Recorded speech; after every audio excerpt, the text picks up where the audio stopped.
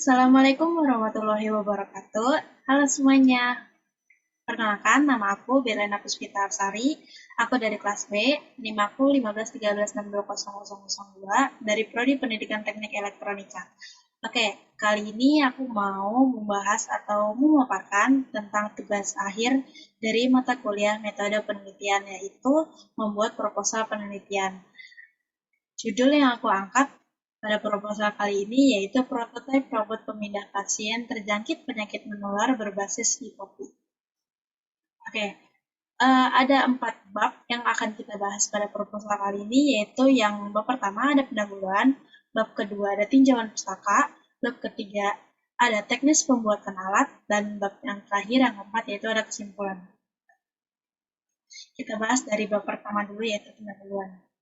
Pendahuluan, latar belakang. Kesehatan merupakan hal yang berharga bagi manusia karena siapa saja dapat mengalami gangguan kesehatan. Penyakit yang muncul menimbulkan bangkitnya kembali perhatian pada penyakit infeksi. Ini yang disebut dengan istilah saat ini re-emerging infection disease. Mekanisme penularan dari penginfeksi kepada yang rentan. Hampir semua penyakit infeksi dan penyebaran penyakit melalui rantai infeksi sudah diketahui. Dikutip dari Jafri tahun 2016. Pada perawatan pasien di rumah sakit, seringkali pasien harus dipindahkan dari satu tempat ke tempat lainnya dengan tujuan tertentu. Maka untuk membantu hal tersebut, dirancanglah sebuah robot dengan sistem kendali jarak jauh secara nirkabel agar dapat meminimalisir kontak fisik. Kemudian, robot tersebut juga harus memiliki kemampuan untuk mengangkat dan memindahkan pasien COVID dari tempat tidur ke tempat tidur lainnya. 1.2 Pembatasan masalah. Agar penelitian ini terlihat terarah, maka peneliti merumuskan pokok dari permasalahan sebagai berikut. Yang pertama, sasaran yang diteliti ialah bagaimana cara memindahkan pasien penyakit menular tanpa penolong juga berpotensi menular.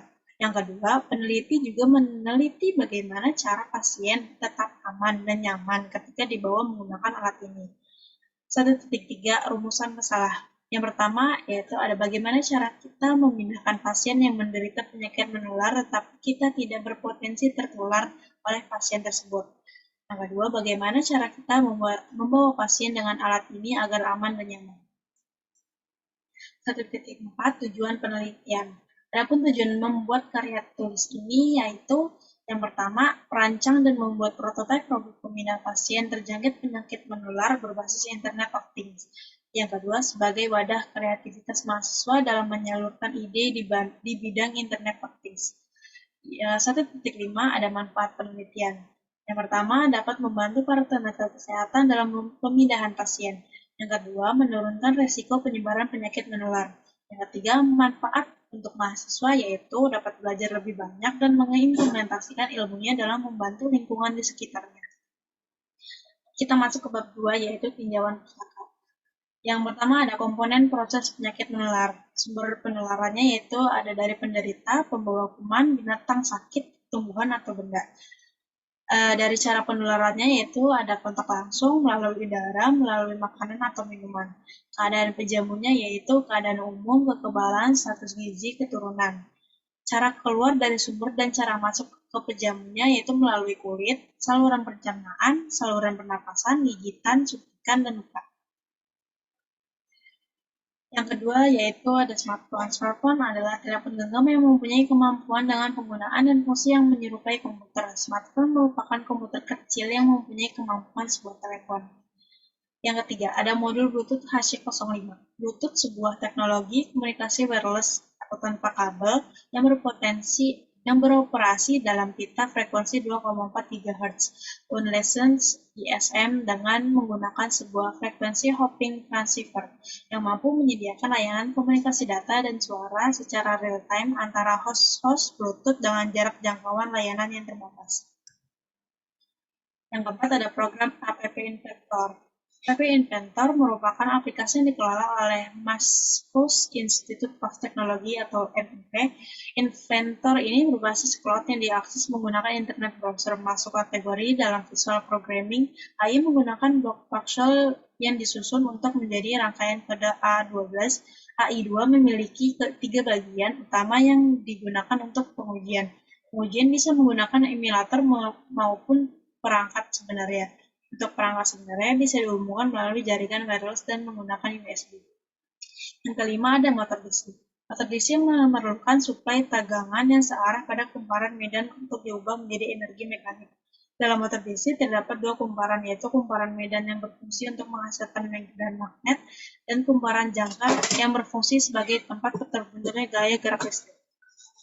Yang keenam ada Internet of Things. IoT muncul sebagai isu besar di internet dan diharapkan bahwa miliaran hal fisik atau benda akan dilengkapi dengan berbagai jenis sensor terhubung ke internet melalui jaringan serta dukungan teknologi seperti tertanam sensor dan aktualisasi frekuensi radio identifikasi RFID. Jaringan sensor nirkabel atau real-time dan layanan web. IoT sebenarnya cyber physics system atau jaringan dari jaringan. Yang ketujuh yaitu ada Arduino. Microcontroller merupakan chip yang berfungsi sebagai pengontrol rangkaian elektronika dan dapat menyimpan program. Dengan kata lain, microcontroller adalah suatu alat elektronika digital yang mempunyai masukan dan keluaran serta kendali dengan program yang bisa ditulis dan dihapus dengan cara khusus. Cara kerja microcontroller sebenarnya membaca dan menulis data. Bab yang ketiga yaitu ada teknik pembuatan alat. Yang pertama, gambaran umum alatnya. Sistem robot pembina pasien ini bertujuan mengurangi resiko tenaga kesehatan terjangkit penyakit menular. Kemudian juga mempermudah tenaga kesehatan dalam proses pembinaan pasien tanpa harus mengeluarkan banyak tenaga. Yang kedua, ada metode pembuatannya. Konstruksi robot ini dikembangkan dengan menggunakan metode waterfall. Model ini pertama kali diperkenalkan oleh Winston Royce sekitar tahun 1970. Metode ini terdiri 5 tahapan yang berulang, yaitu tahap analisis studi literatur, tahap desain sistem, tahap perakitan hardware, tahap pengodaan, dan tahap pengujian. Dikutip dari Pressman RS 2010. Yang ketiga ada alat dan bahan. Alat yang digunakan yaitu yang pertama datang lipat, baru PCB, solder, motherboard, cutter, konektor baterai. Yang kedua ada bahan yang digunakan yaitu modul Arduino Mega, driver motor, timah, PCB, jumper, modul Bluetooth, ban baterai, dan sekun kabel. Yang keempat ada alur pembuatannya, yaitu alur pembuatan di sini ada 5 tahapan. Yang pertama ada analisis studi literatur, yang kedua perancangan sistem, yang ketiga tahap perakitan hardware, yang keempat tahap pengodaan, dan yang terakhir yaitu ada tahap pengujian. Bab terakhir, bab 4, yaitu kesimpulannya. Kesehatan merupakan hal yang berharga bagi manusia karena siapa saja dapat mengalami gangguan kesehatan, khususnya para tenaga kesehatan. Tentunya memilih resiko yang lebih tinggi untuk tertular penyakit, karena pada saat ini para tenaga kesehatan menopang ketahanan negara, maka perlu dilakukan suatu tindakan khusus untuk menjaga kesehatannya dalam melakukan suatu tugas di rumah sakit. Para perawatan pasien di rumah sakit seringkali pasien harus dipindahkan dari satu tempat ke tempat lainnya dengan tujuan tertentu.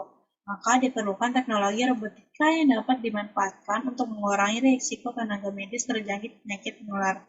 Adanya robot pemindah pasien terjangkit penyakit menular ini diharapkan dapat membantu para tenaga kesehatan dan meminimalisir kemungkinan tertularnya para tenaga kesehatan. Oke, mungkin itu saja dari pemaparan proposal penelitian saya kali ini. Kurang lebihnya mohon maaf. Assalamualaikum warahmatullahi wabarakatuh.